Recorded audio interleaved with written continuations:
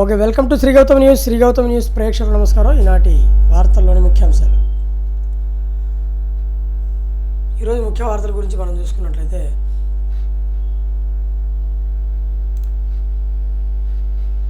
Mega parents day ఈవెంట్కు MDM బిల్లులు. రాష్ట్ర వ్యాప్తంగా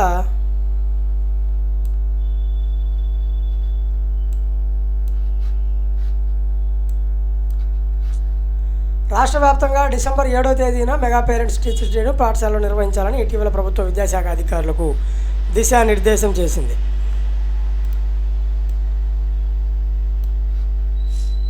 ఓకే, ఈ కార్యక్రమాన్ని ఒక పండగలాగా చేపట్టాలని ప్రతి పేరెంట్ విద్యా కమిటీ సభ్యులు స్థానిక ప్రజాప్రతినిధులను ఆహ్వానించి స్కూల్ ప్రగతిని చాటి చెప్పాలని సూచించింది. ఇంత పెద్ద కార్యక్రమాన్ని అరకొర నిధులతో ఎలా నిర్వహించగలమని ఉపాధ్యాయులు ఆవేదన వ్యక్తం చేస్తున్నారంటూ గత నెల 30న సాక్షిలో ప్రచురితమైన గ్రాండ్గా చేయాలంటే ఎలాగబ్బా అనే కథనంపై రాష్ట్ర విద్యాశాఖ స్పందించింది. ఈవెంట్కు వచ్చే తల్లిదండ్రులకు మధ్యాహ్న భోజన పథకం ద్వారా భోజనాలు ఏర్పాటు చేసి బిల్లులు పెట్టాలని సమగ్ర శిక్ష డైరెక్టర్ బి శ్రీనివాసరావు ఆదివారం ఉత్తర్వులు జారీ చేశారు. దీంతో ఈ ఫంక్షన్ చేసేందుకు కొత్త ఊరట లభించిందని ఉపాధ్యాయులు ఊపిరి పీల్చుకుంటున్నారు. తమ సమస్యను ప్రభుత్వం దృష్టికి తీసుకువెళ్లిన సాక్షికి కృతజ్ఞతలు తెలిపారు. పాఠశాల విద్యార్థులకు ఇక హోలిస్టిక్ కార్డులు. ఆంధ్రప్రదేశ్ రాష్ట్ర వ్యాప్తంగా పాఠశాలలో ఇకపై విద్యార్థులకు ప్రోగ్రెస్ కార్డులకు బదులు హోలిస్టిక్ కార్డులు, సమగ్ర ప్రగతి పత్రాలు ఇవ్వాలని నిర్ణయించింది. ప్రభుత్వము విద్యార్థుల సమగ్ర సమాచారాన్ని తల్లిదండ్రులకు అందజేయాలని నిర్ణయించింది. అందుకు సంబంధించిన చర్యల్లో భాగంగా హోలిస్టిక్ కార్డుల పాఠశాలకి విద్యాశాఖ కీలక నిర్ణయం తీసుకుంది. స్కూల్ అసిస్టెంట్ అసోసియేషన్ ఆధ్వర్యంలో ఎన్ఎంఎంఎస్ మోడల్ పరీక్ష. ఫారెన్ సర్వీసెస్ కింద ఎన్సీఈఆర్టీ ఉపాధ్యాయులను రిలీవ్ చేస్తూ ఉత్తర్వులు. ఎన్సీఆర్టీలో ఉన్న ప్రొఫెసరు, ఉపన్యాసకుల పోస్టుల్లో ఫారిన్ సర్వీసెస్ కింద ఉపాధ్యాయులను, ప్రధానోపాధ్యాయులను రిలీవ్ చేస్తూ పాఠశాల విద్యా డైరెక్టర్ వి విజయరామరాజు ఉత్తర్వులు జారీ చేశారు.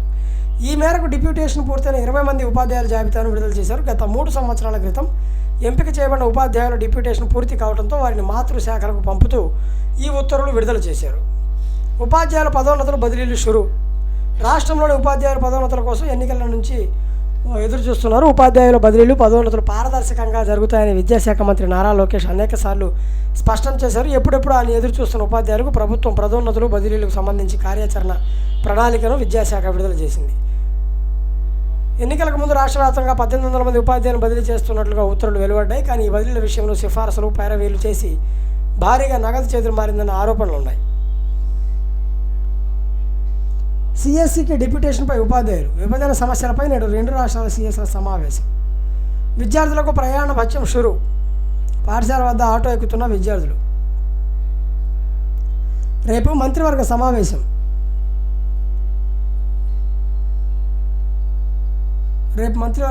దేశంలో ఎంబీబీఎస్ సీట్లు 1.18 లక్షలు.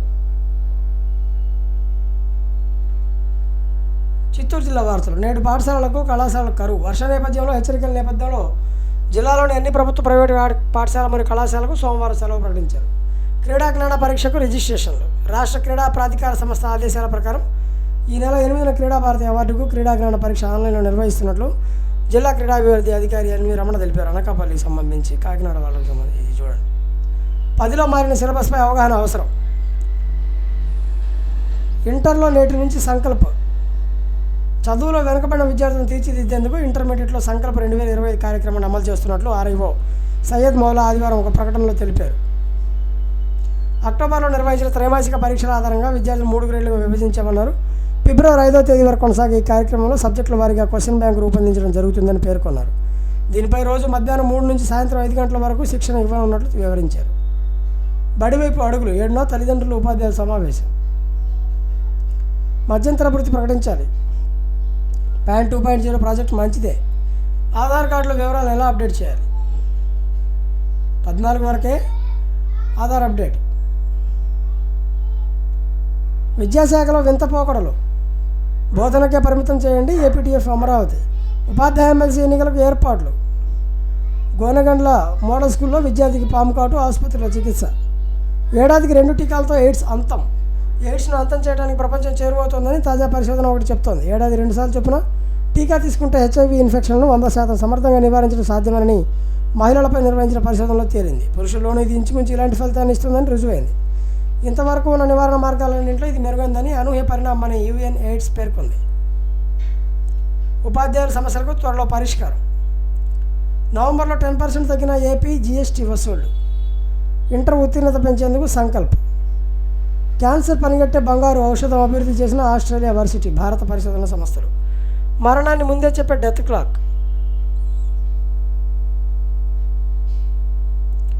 ఏఐ సహాయంతో పనిచేసే డెత్ క్లాక్ యాప్ ఈ విషయంలో బాగా ప్రాచుర్యం పొందింది. అయితే కేవలం డబ్బు చెల్లించే యూజర్లే దీని సేవలు పొందవచ్చు. జూలైలో ఆవిష్కరించిన ఈ యాప్ ఇప్పటివరకు 1.25 లక్షల సార్లు డౌన్లోడ్ అయిందని బ్లూంబర్గ్ తాజా నివేదిక పేర్కొంది. బ్రెంట్ బ్రాన్సన్ ఈ యాప్ను రూపొందించారు. 1200 జీవితకాల అధ్యయనాలపై ఈ యాప్లోని ఏఐకు శిక్షణ ఇచ్చారు. హలో పథకాలు ఎలా అందుతున్నాయి? పక్షవాతం, గుండెపోటు ముందే పసిగట్టవచ్చు.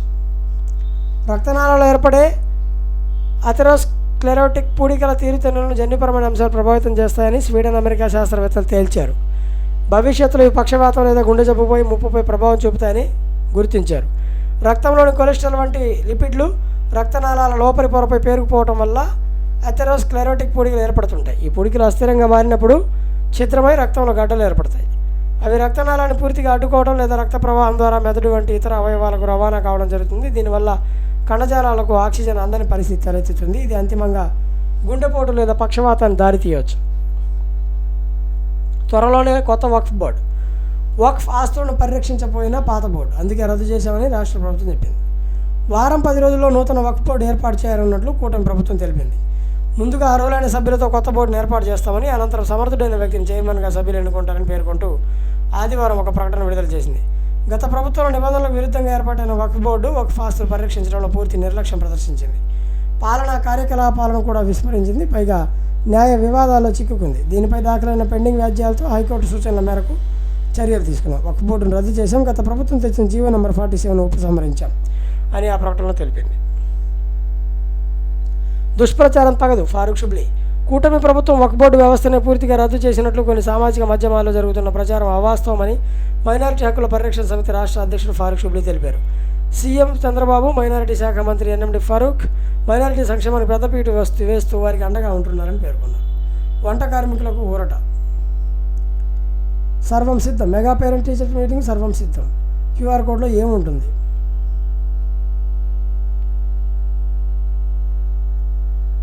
క్షణాల్లో బ్యాలెన్స్ ఇలా. పీఎఫ్ ఖాతా చెకింగ్ మార్గాలు. ప్రావీణ్యం ఎంత, ప్రమాణాల మాట ఏమిటి? విద్యార్థుల సామర్థ్యాలకు పరీక్ష పెట్టే ఫరక్. Fungal effect. రాష్ట్రంలో పలుచోట్ల వర్షాలు కురిసే అవకాశాలున్నాయి. ఏపీలో 24 జిల్లాలో ఎయిడ్స్ విస్తృతి అధికం. ఎన్టీఆర్ జిల్లాలో అత్యధికంగా 18,865 రోగులు. వాణిజ్యం సిలిండర్పై మళ్లీ బాధుడు. చైనాలో బంగారు పంట.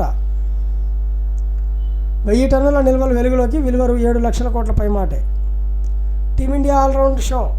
రాణించిన గిల్, యశస్వి. ఆకట్టుకున్న నితీష్. వాషింగ్టన్. వార్మప్ మ్యాచ్లో ఆస్ట్రేలియా PM 11పై భారత్ ఘన విజయం.